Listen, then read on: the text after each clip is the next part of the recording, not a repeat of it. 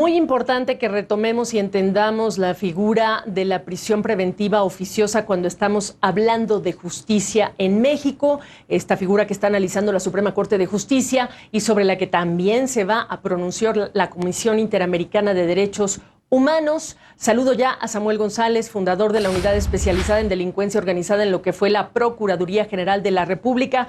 Samuel, y con el también detalle del comunicado que ya emitió el gobierno mexicano, en el que dice que es fundamental la existencia de la prisión preventiva oficiosa en ciertos delitos. Hablemos de este parámetro internacional, de dónde llega y cómo es que se instala en México en la época del expresidente Felipe Calderón. Sí, cómo no, Gaby. Muy buenas tardes. Mira, México reconoció en el año de 1998 la competencia de la Corte Interamericana de Derechos Humanos para que el país estuviera en armonía con los otros países en la materia.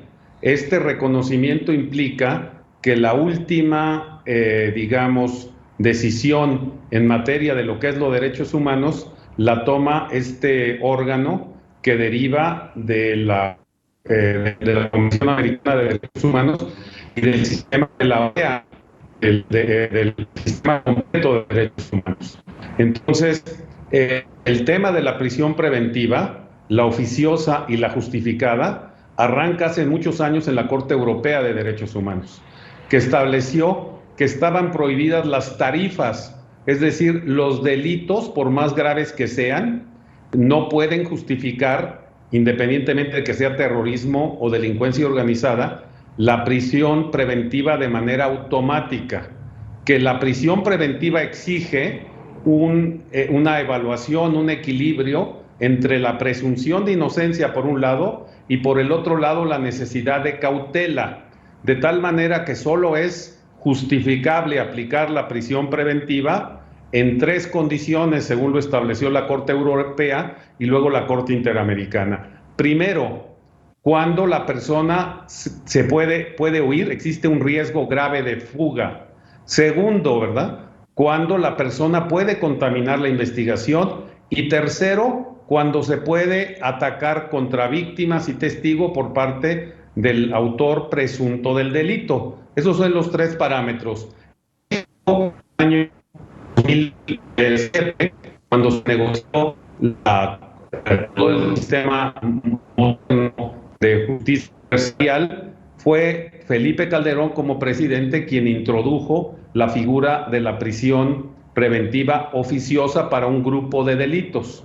Lo que ha sucedido es que el actual gobierno pues ha ampliado ese número de delitos, incluyendo a delitos fiscales y a otro tipo de delitos. Son demasiados los delitos que están incluidos hoy en la segunda parte del artículo 19 constitucional.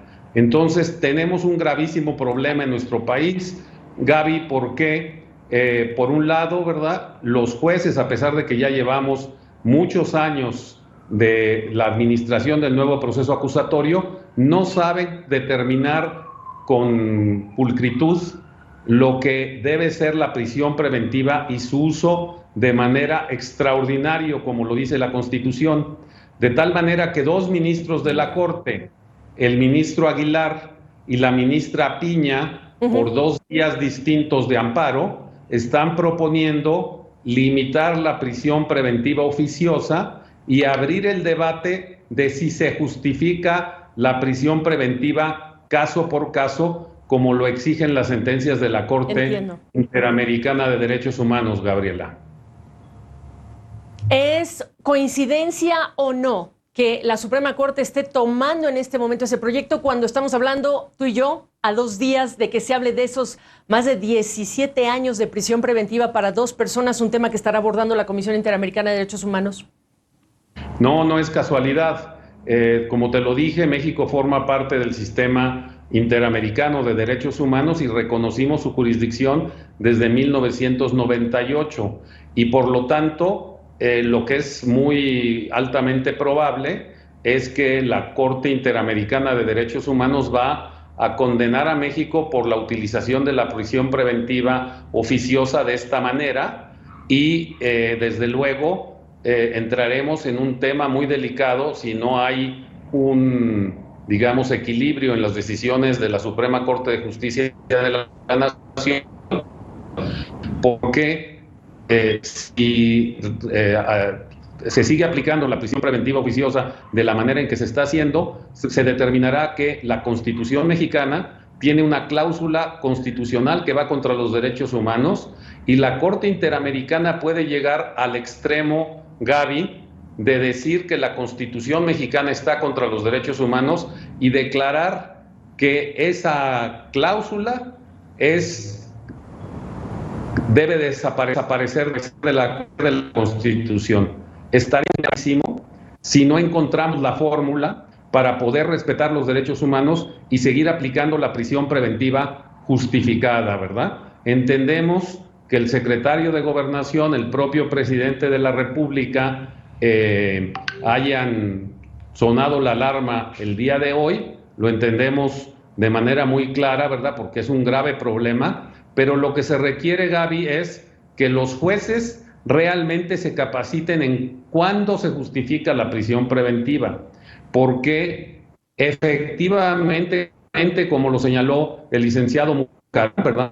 Hay un equilibrio en su audiencia el sábado pasado, hay un equilibrio de la presunción de inocencia y que los jueces tienen que ser capaces de preguntar.